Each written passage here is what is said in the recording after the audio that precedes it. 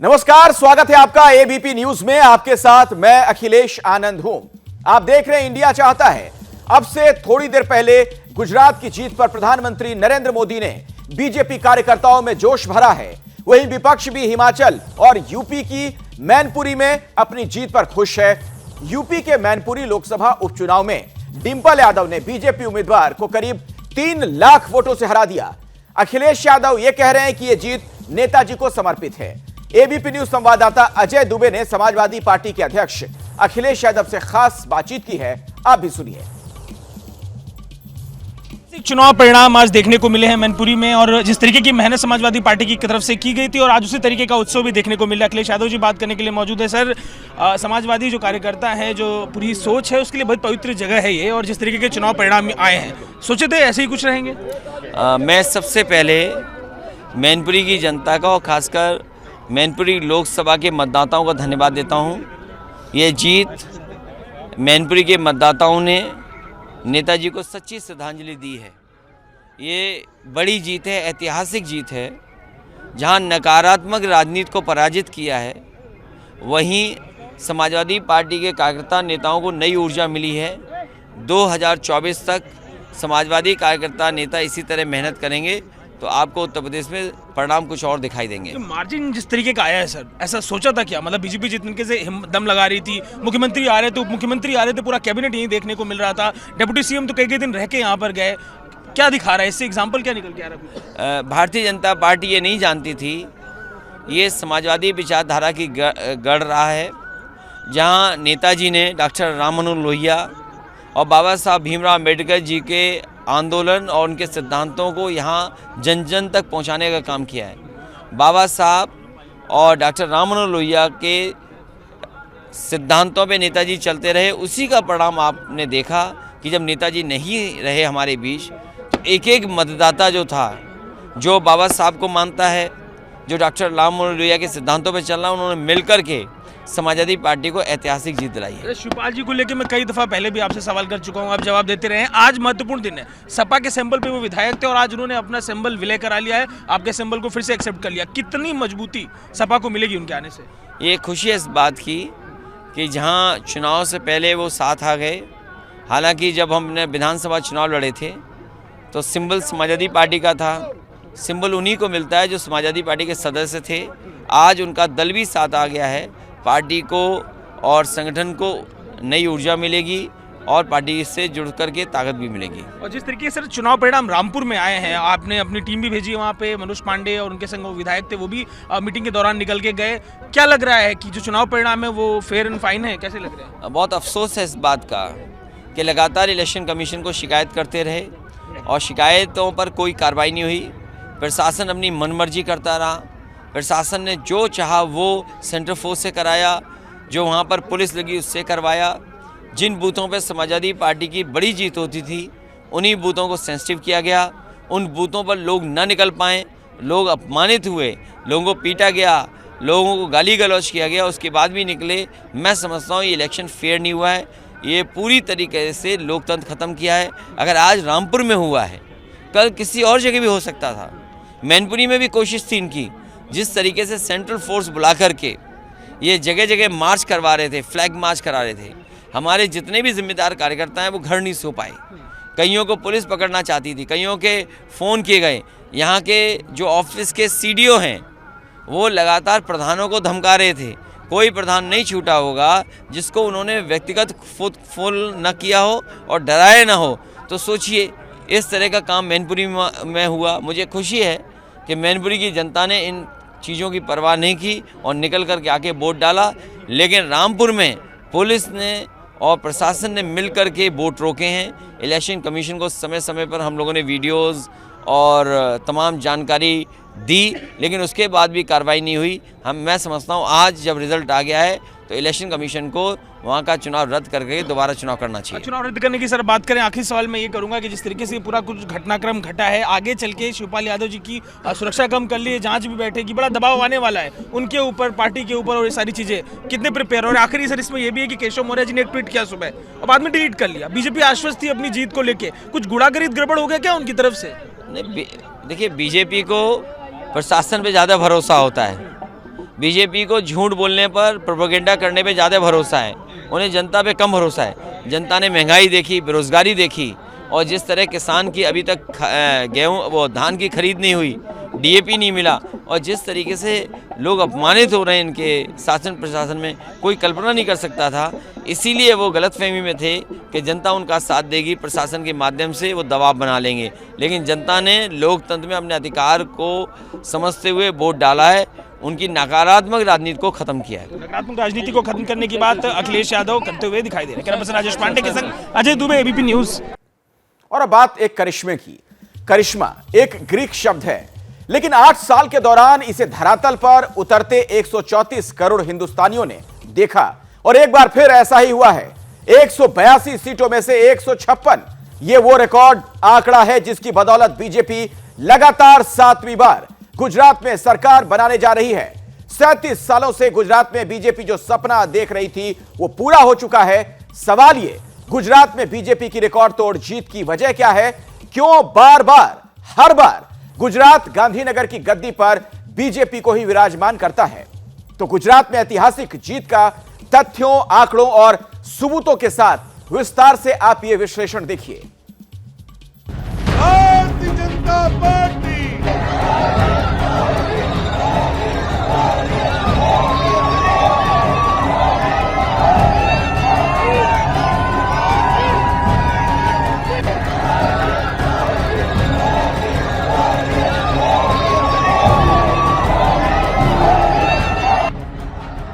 अद्भुत, अतुलनीय, अविश्वसनीय, अकल्पनीय। भारतीय जनता पार्टी के कार्यकर्ताओं ने जो परिश्रम किया है, उसकी खुशबू आज हम चारों तरफ अनुभव कर रहे हैं। ये जश्न उस जीत का है जिसके लिए गुजरात में बीजेपी 37 साल से इंतजार कर रही थी। ये खुशी उस प्रण के पूरा होने की है जिसके लिए कमल रूपी पताका थामने वाले हाथ दशकों से मेहनत कर रहे थे। जानते थे जीत होगी, लेकिन ऐसी जीत होगी सोचा ना था।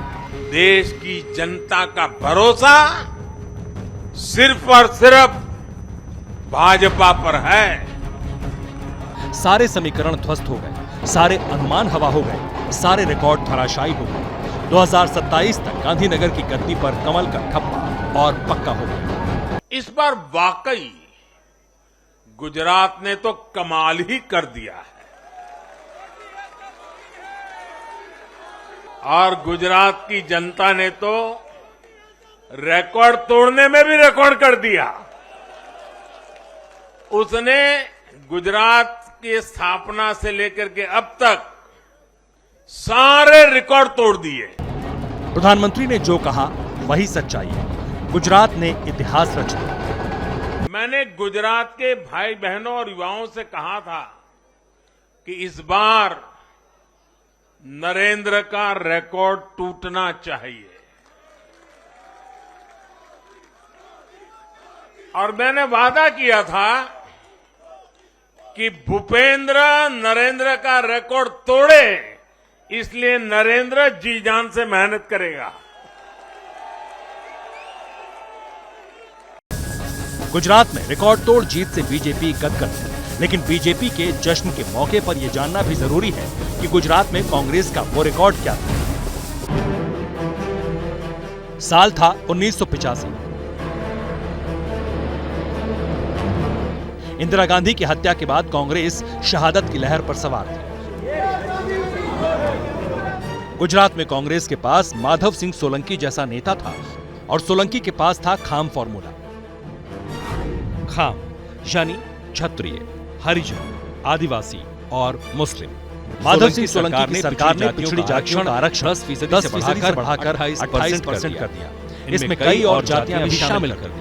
सोलंकी के इसी खाम फॉर्मूले ने गुजरात की राजनीति में इतिहास रच दिया। कांग्रेस ने 182 में से 149 सीटें जीत ली।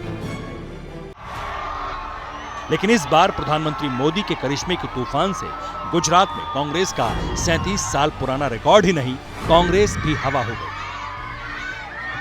प्रधानमंत्री मोदी ने 6 नवंबर को गुजरात में अपना चुनावी कैंपेन शुरू किया। 2 दिसंबर तक गुजरात के चुनावी रण में प्रधानमंत्री मोदी ने 25 जिलों में प्रचार किया। इस दौरान 32 बड़ी रैलियां 4 बड़े रोड शो किए। एक रोड शो तो 50 किलोमीटर तक लंबा था। दिलचस्प बात यह है कि 20 नवंबर को सारनाथ की रैली में प्रधानमंत्री मोदी ने कह दिया था कि नरेंद्र का रिकॉर्ड भूपेंद्र तोड़ेंगे। અને બીજી મારી ઈચ્છા છે કે આ વખતે નરેન્દ્રના જેટલા રેકોર્ડ છે ને એ બધા રેકોર્ડ ભૂપેન્દ્ર તોડે અને ભૂપેન્દ્ર રેકોર્ડ તોડે એના માટે નરેન્દ્ર કામ કરે. આપણે બધા રેકોર્ડ તોડવા છે. प्रधानमंत्री की ये इच्छा गुजरातियों ने पूरी कर दी। रिकॉर्ड तो तोड़ा ही, ऐसा रिकॉर्ड भी बना दिया जिसे गुजरात की चुनावी राजनीति में मील का पत्थर माना जा रहा है। सवाल यह है, गुजरात में बीजेपी की ऐतिहासिक जीत की वजह क्या है? क्या वजह है कि 27 साल में गुजरात में बीजेपी अजेय है? बीजेपी हर चुनाव को मिशन की तरह लेती है, लेकिन इस बार मिशन बड़ा था। 27 साल से गुजरात की सत्ता पर भले ही काबिज हो, इस बार 37 साल पुरानी कसक मिटानी थी। इसलिए बीजेपी ने गुजरात के लिए स्पेशल प्लान तैयार किया था। पन्ना प्रमुखों को घर घर बीजेपी का मिशन पहुंचाने का टारगेट दिया गया। 63 नए चेहरों को मौका दिया गया। 45 विधायकों के टिकट काटे गए। साल भर पहले ही सीएम समेत पूरा मंत्रिमंडल बदलकर एंटी इनकम्बेंसी का हर चांस खत्म कर दिया। अमित शाह के इलाके में 2 बार से कांग्रेस जीत रही थी। इस बार अमित शाह ने खुद मोर्चा संभाला।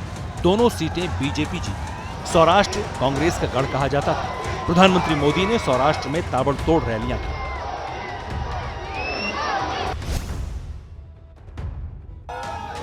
चुनावी साल में कांग्रेस का बड़ा चेहरा रहे हार्दिक पटेल को बीजेपी में शामिल करवाया।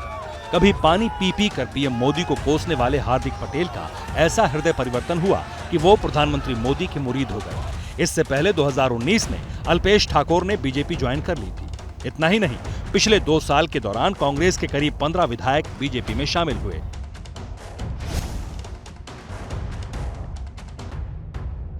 चुनाव प्रचार के दौरान ही मोरबी हादसा हुआ। 135 लोगों की मौत हुई।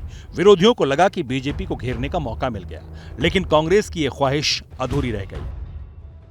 बीजेपी ने मोरबी से कांतिलाल अमृत्या को मैदान में उतारा तो कांग्रेस ने जयंतीलाल जयराज भाई पटेल को टिकट दिया।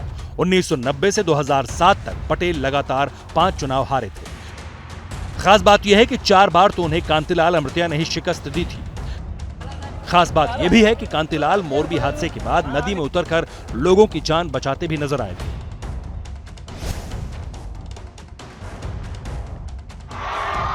प्रधानमंत्री मोदी से लेकर अमित शाह तक ने करीब हर रैली में गुजराती में स्पीच दी, जबकि 2017 के चुनाव में प्रधानमंत्री मोदी की ज्यादातर स्पीच हिंदी में थी। गुजरातियों से गुजराती में बात कर पीएम मोदी और अमित शाह यकीन दिलाने में कामयाब रहे कि गुजरात को गुजरातियों ने ही बनाया है, और इसी यकीन ने ऐतिहासिक जनादेश के साथ गुजरातियों ने गांधीनगर की गद्दी बीजेपी को सौंप दी।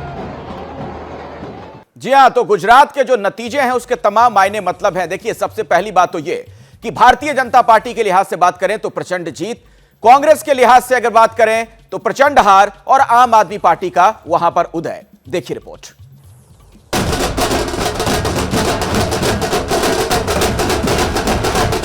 ढोल नगाड़े बजे, जमकर आतिशबाजी हुई, मिठाइयां बांटी गईं। अहमदाबाद से लेकर अमरेली तक, राजकोट से सूरत तक बीजेपी के रिकॉर्ड तोड़ जीत का जश्न इसी अंदाज में मनाया गया। जश्न तो होना ही था, मिठाइयां तो बंटनी थी। 37 साल बाद ही सही, गुजरात में बीजेपी का संकल्प पूरा हो गया। 2.5 दशक से निरंतर सरकार में रहने के बावजूद इस प्रकार का प्यार अभूतपूर्व है। लोगों ने जाति, वर्ग, समुदाय और हर तरह के विभाजन से ऊपर उठकर भाजपा को वोट दिया है। गुजरात में बीजेपी मिशन 150 को लेकर चुनावी मैदान में उतरी थी।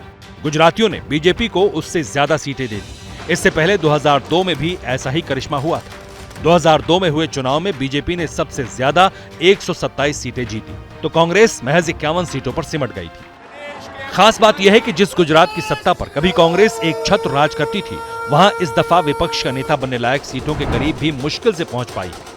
2017 के विधानसभा चुनाव में कांग्रेस गठबंधन को 80 सीटें मिली थी। गुजरात ने कांग्रेस का 37 साल पुराना रिकॉर्ड ही नहीं तोड़ा, गांधीनगर की चुनावी राजनीति के कई रिकॉर्ड धराशायी कर दिए।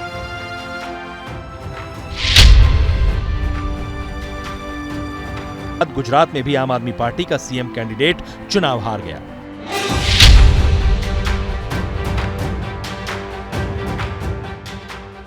गुजरात में इस बार सरकार बनाने वाली और मुख्य विपक्षी पार्टी में वोट शेयर के अंतर का रिकॉर्ड बना है। बीजेपी ने पहली बार गुजरात में कांग्रेस को सबसे बड़े वोट शेयर के अंतर से चुनाव हराया है। बीजेपी और कांग्रेस के बीच वोट शेयर का अंतर करीब 25% है। बीजेपी को 52% से ज्यादा, जबकि कांग्रेस को 27% वोट मिले हैं। 2007 में बीजेपी और कांग्रेस के बीच वोट शेयर का अंतर 11% था। कांग्रेस के नाम सबसे कम सीट और सबसे कम वोट शेयर पाने का अनचाहा रिकॉर्ड भी बना है।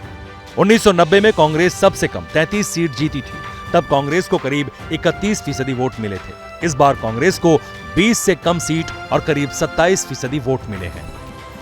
वैसे गुजरात में कांग्रेस को करारी शिकस्त मिली तो हिमाचल से कांग्रेस के लिए अच्छी खबर भी आई। हिमाचल प्रदेश में कांग्रेस की सरकार बनेगी। कांग्रेस ने 68 सदस्यों वाली विधानसभा में 40 सीटें जीत ली हैं, लेकिन इस जीत के बाद भी कांग्रेस के लिए आगे का सफर आसान नहीं है।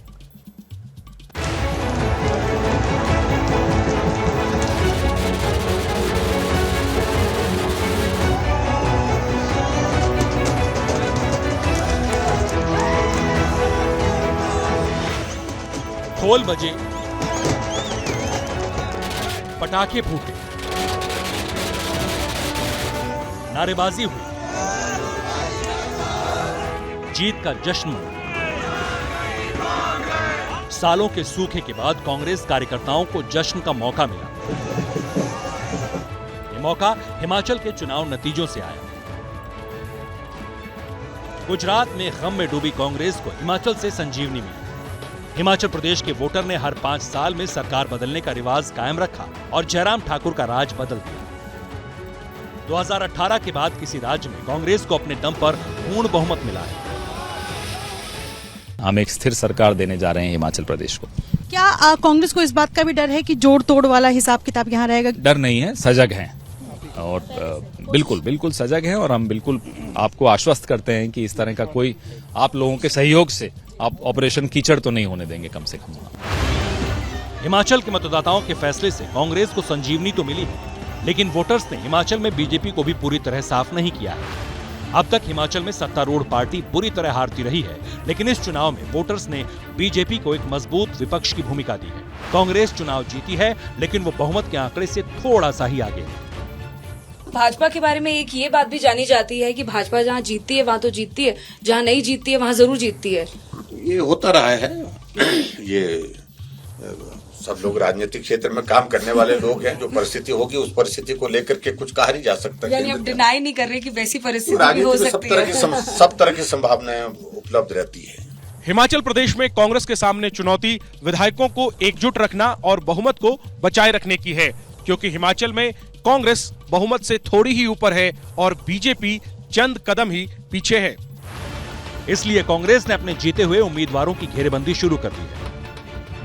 अपने जीते हुए उम्मीदवारों को एकजुट रखने के लिए कांग्रेस ने दिग्गज नेताओं की ड्यूटी लगाई है। जीते हुए उम्मीदवारों को बीजेपी से बचाने के लिए उन्हें हिमाचल प्रदेश से बाहर ले जाया जा सकता है। कांग्रेस ने मतगणना से पहले ही अपने 2 दिग्गजों भूपेश बघेल और भूपेंद्र सिंह हुड्डा की तैनाती शिमला में की थी। बाद में राजीव शुक्ला को भी हिमाचल प्रदेश भेजा गया। हमारे लिए एक अच्छी सुखद बात है। हिमाचल देवभूमि है, भगवान की कृपा से हमें जो है वहाँ शासन करने का मौका मिलने जा रहा है।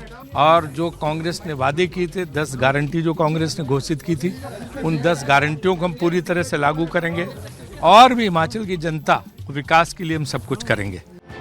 बहुमत की रेखा पार करने के बाद भी हिमाचल प्रदेश में कांग्रेस फूंक फूंक कर कदम रख रही है। 1998 में हिमाचल प्रदेश में बीजेपी से ज्यादा सीट जीतने और सरकार बनाने के बाद भी कांग्रेस की सरकार चली गई थी। 2017 में गोवा में बड़ी पार्टी होने के बावजूद कांग्रेस सरकार नहीं बना पाई थी।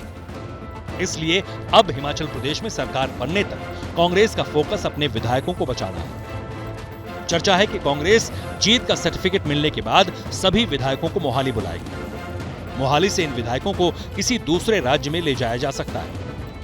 मोहाली में कांग्रेस विधायकों की कमान भूपेंद्र सिंह हुड्डा के हाथों में होगी। हुड्डा चंडीगढ़ में मौजूद है, वहीं भूपेश बघेल ने शिमला में कमान संभाली है।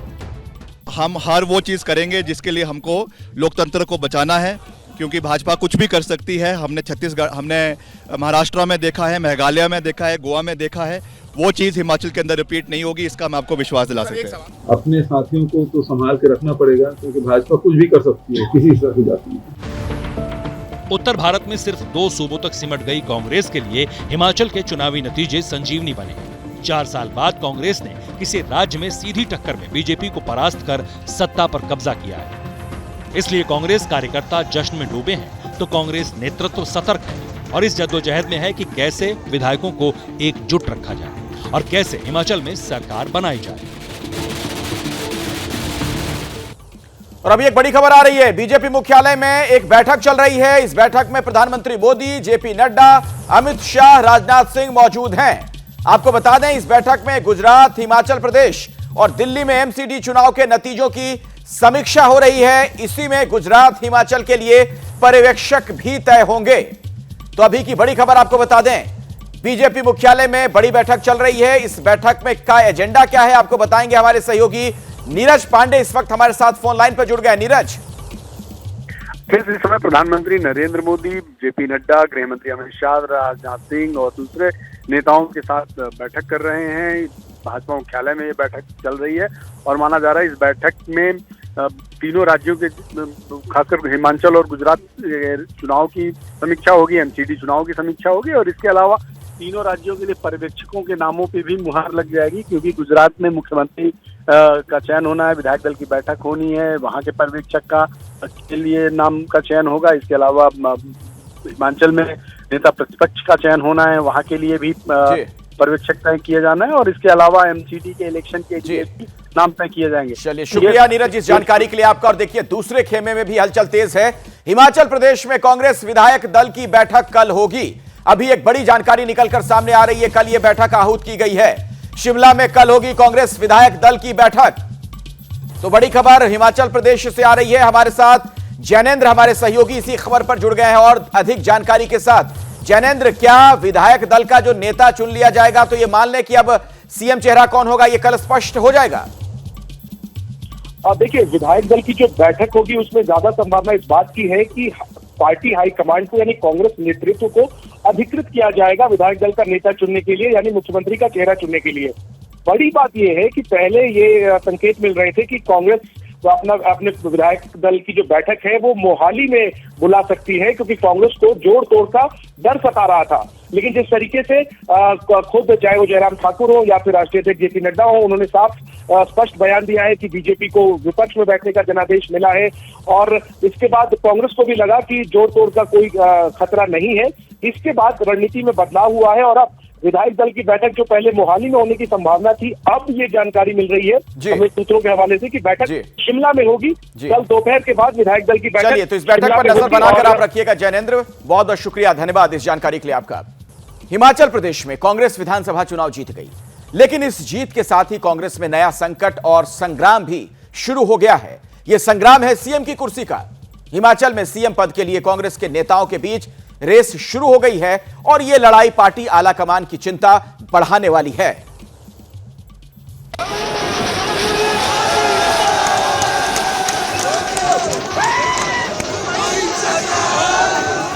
जो कांग्रेस पार्टी हाईकमांड मुझे जिम्मेवारी देगी उसको मैं भरपूर निष्ठा से और ईमानदारी से निभाने का प्रयास करूंगी।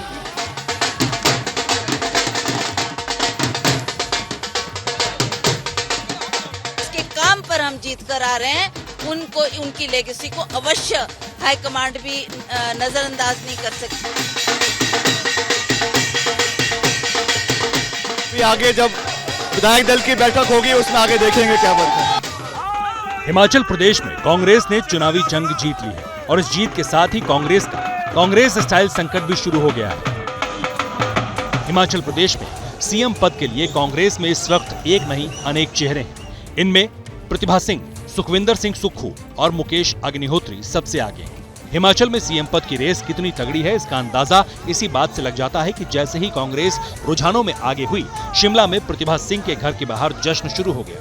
प्रदेश अध्यक्ष प्रतिभा सिंह के आवास पर बड़ी संख्या में कांग्रेस के कार्यकर्ता इकट्ठे हो गए हैं और देख सकते हैं आपकी पटाखे चलाए जा रहे हैं यहाँ पर।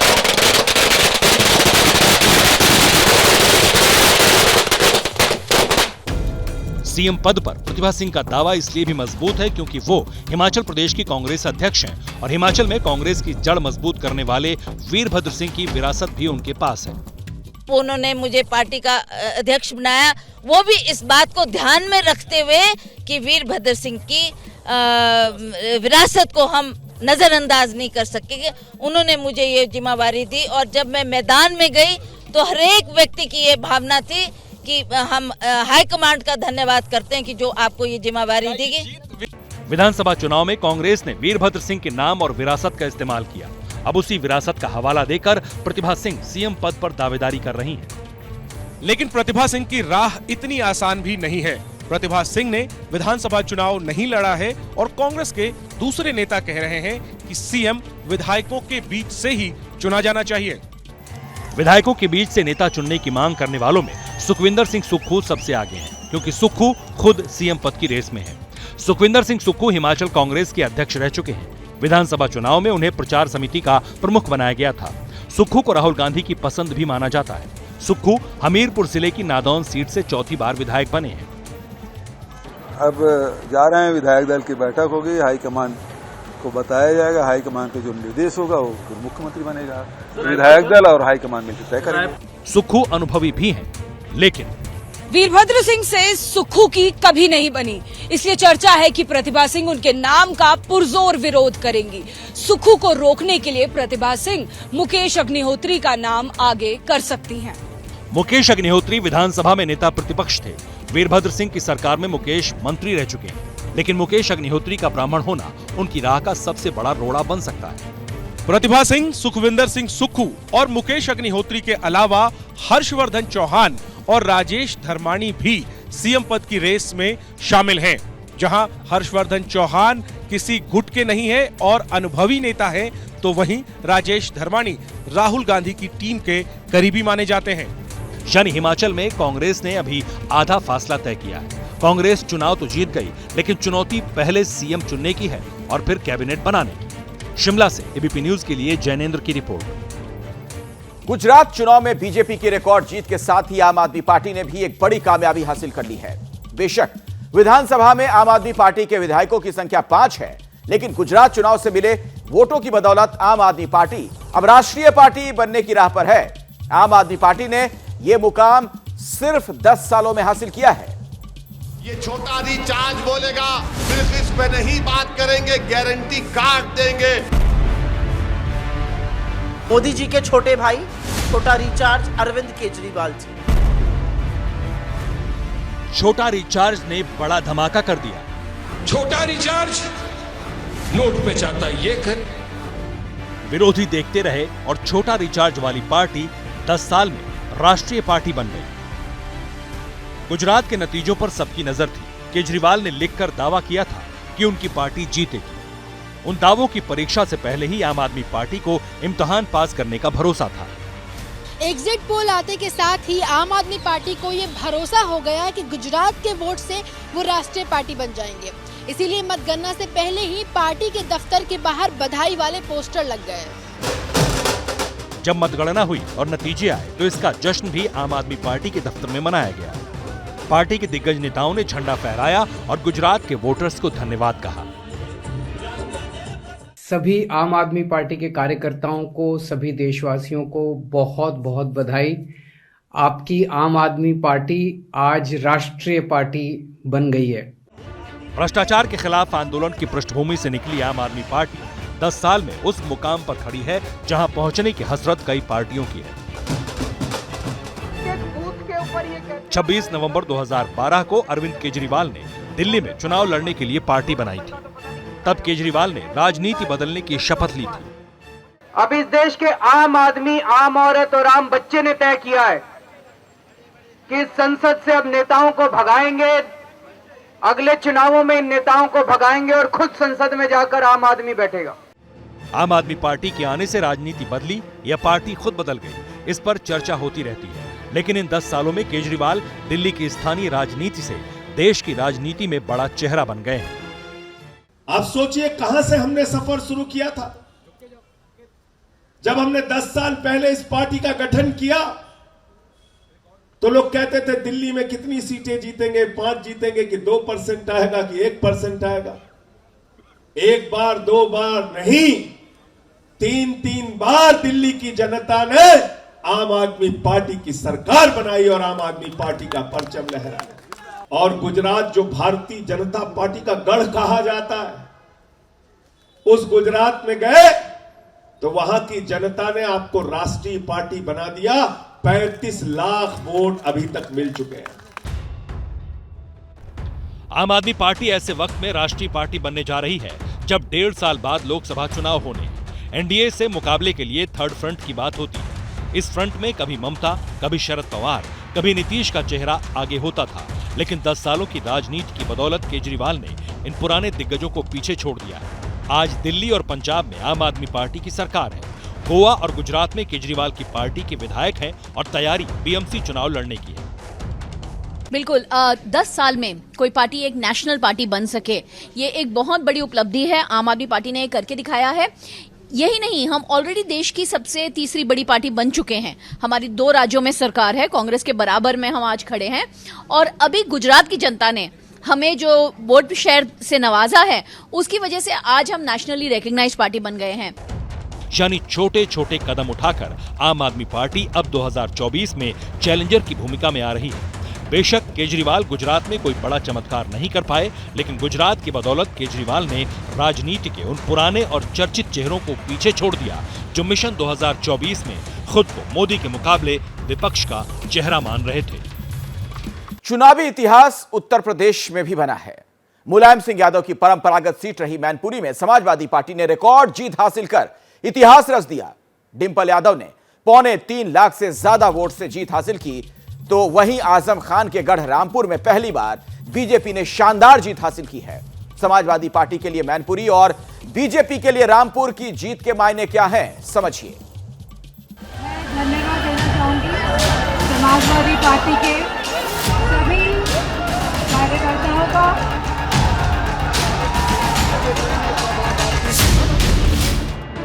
2,88,461। फिर से सुन लीजिए, 2,88,461। इतने वोटों से डिंपल यादव ने मैनपुरी लोकसभा सीट पर समाजवादी परचम लहराया है। ये जश्न उसी जीत का है। ये खुशी उस विरासत को बरकरार रखने की है जिसे मुलायम सिंह यादव छोड़ कर गए हैं। यह जीत जो आज समाजवादी पार्टी ने दर्ज कराई है, यह जीत नेताजी की जीत है और यह जीत हम सभी की तरफ से नेताजी को समर्पित। 1996 के बाद मुलायम सिंह यादव ने मैनपुरी लोकसभा सीट से चुनाव लड़ा और उसके बाद अब तक समाजवादी पार्टी कभी भी इस सीट से नहीं हारी। लेकिन मुलायम सिंह के निधन के बाद डिंपल यादव ने ऐतिहासिक जीत हासिल कर नया कीर्तिमान बना दिया। डिंपल यादव मैनपुरी सीट पर चुनाव जीतने वाली पहली महिला सांसद बन गई हैं। पार्टी ये नहीं जानती थी, ये समाजवादी विचारधारा की गढ़ रहा है, जहां नेताजी ने डॉक्टर राम मनोहर लोहिया और बाबा साहब भीमराव अम्बेडकर जी के आंदोलन और उनके सिद्धांतों को यहाँ जन जन तक पहुँचाने का काम किया है। बाबा साहब और डॉक्टर राम मनोहर लोहिया के सिद्धांतों पे नेताजी चलते रहे। उसी का परिणाम आपने देखा कि जब नेताजी नहीं रहे हमारे बीच, तो एक एक मतदाता जो था, जो बाबा साहब को मानता है, जो डॉक्टर राम मनोहर लोहिया के सिद्धांतों पे चल रहा, उन्होंने मिलकर के समाजवादी पार्टी को ऐतिहासिक जीत दिलाई है। मैनपुरी पर रिकॉर्ड तोड़ जीत के साथ ही समाजवादी कुनबा भी एक हो गया। शिवपाल यादव ने अपनी प्रगतिशील समाजवादी पार्टी का समाजवादी पार्टी में विलय कर दिया, यानी अब चाचा भतीजे की जोड़ी साथ हो गई।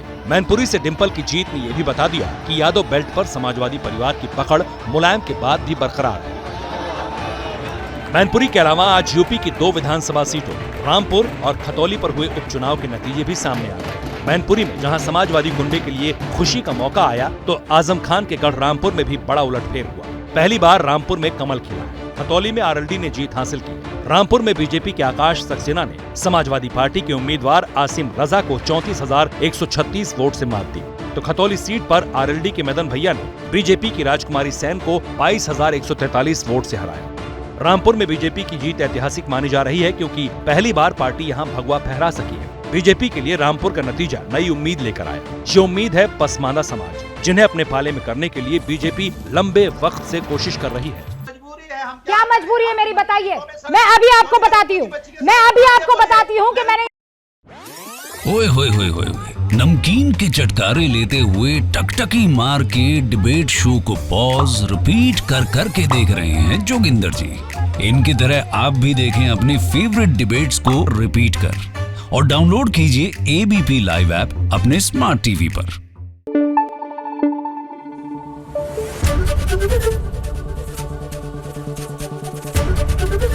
एबीपी न्यूज आपको रखे आगे।